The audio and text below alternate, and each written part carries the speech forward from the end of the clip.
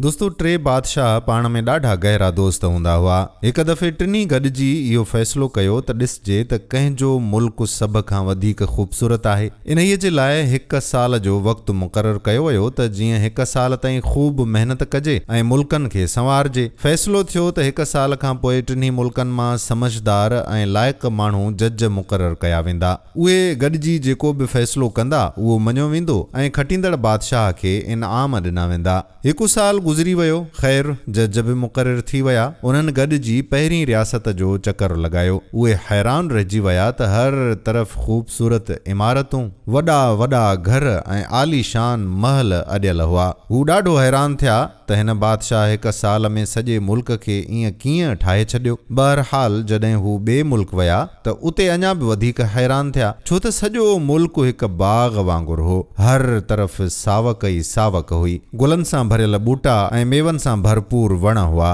हू ख़ुशि बि थिया ऐं मुतासिर बि ॾाढो थिया, पर अञा फ़ैसिलो न थे करे सघिया, छो त टियों मुल्क उन्हनि खे ॾिसणो अञा बाक़ी हुयो। जॾहिं हू टें मुल्क विया त उतां जो बादशाह तमामु घणो ख़ुशि अख़लाक़ हो। हुन उन्हनि सां तमामु सुठे नमूने मुलाक़ात कई, संदन वॾी ख़िदमत चाकरी कई ऐं पोइ खेनि पंहिंजे मुल्क जे सैर करण जी इजाज़त बि ॾिनी। जज सॼे मुल्क में घुमिया, पर खेनि के वॾा महल या बंगला नज़र कोन आया, सिवाइ उन्हनि कुझु इमारतुनि जे जेकी अॻु ई जुड़ियल हुयूं। नई खेनि को ख़ासि बाग़ नज़र आयो ऐं नई का वॾी सावक ॾिसण में आयनि। बसि उहो ई कुझु हो जेको पहिरियां खां हलंदो पिया आयो। हाणे जॾहिं फ़ैसिले जी घड़ी आई त सभिनी जजनि गॾिजी फ़ैसिलो कयो त 3 नंबर वारो बादशाह खटी वियो आहे। सभु हैरान थिया ऐं जॾहिं सबबु पुछो वियो त जजनि ॿुधायो त असां जॾहिं पहिरें मुल्क में वियासीं त उते हर तरफ़ ख़ूबसूरत इमारतूं, पक्का घर ऐं वॾा वॾा महल अॾियल हुआ। इहो सभु कुझु सुठो हुयो, पर जॾहिं असां आवाम जे चेहरनि ते नज़र विधी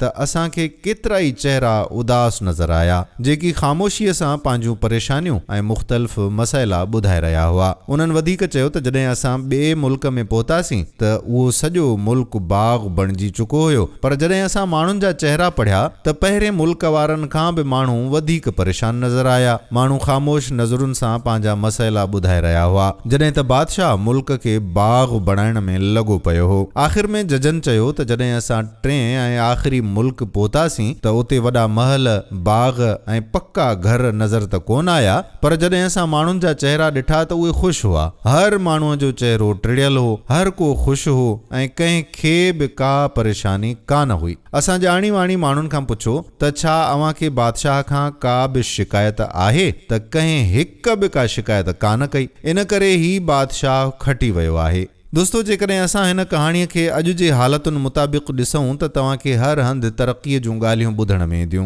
वॾियूं इमारतूं, रोड रस्ता ठाहिण जूं ॻाल्हियूं कयूं पियूं वञनि, मेट्रोज़ ठाहियूं पियूं वञनि, मोटरवेज़ ठाहिया पिया वञनि। इहा त तमामु घणी सुठी ॻाल्हि आहे, पर इन खां बि वधीक ज़रूरी आवाम जूं बुनियादी ज़रूरतूं आहिनि। सिहत, तालीम ऐं इंसाफ़ वधीक अहम आहे। आवाम तालीम, सिहत ऐं इंसाफ़ जे लाइ रुली रहियो आहे। ग़रीबनि जा ॿार जानवरनि जे में वेही तालीम हासिल करे रहिया आहिनि ऐं माण्हू पंहिंजे ज़िंदगीअ जो ॾीओ उझाए रहिया आहिनि। जेसी ताईं आवाम ख़ुशहाल न थींदो, तेसी ताईं अहिड़ी तरक़ीअ जो को बि असांखे फ़ाइदो कोन पहुचंदो। छा तव्हां इन ॻाल्हि सां मुतफ़िक़ आहियो? अव्हां पंहिंजी राय कमेंट्स में असांजे लाइ ज़रूरु लिखिजो। अव्हां जी वॾी महिरबानी ऐं वीडियो खे पंहिंजे दोस्तनि सां शेयर बि ज़रूरु कजो।